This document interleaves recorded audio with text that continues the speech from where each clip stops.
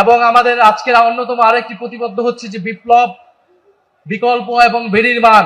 আমরা মনে করি যে বিপ্লবের শক্তি থেকে বিকল্প তৈরি হয়েছে, যেই বিকল্প বাংলাদেশকে বিনির্মাণ করতে চায়। এনসিপির পথ চলা 1 বছর হলেও এনসিপির পিছনে অনেক বড় প্রেক্ষাপট রয়েছে।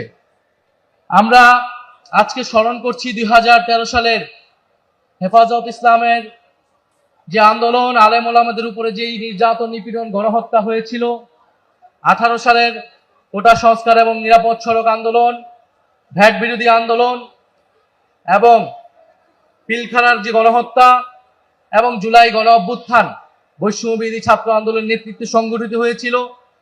এই প্রেক্ষাপটের ভিত্তিতেই জাতীয় নাগরিক পার্টি এনসিপি গঠিত হয়েছিল।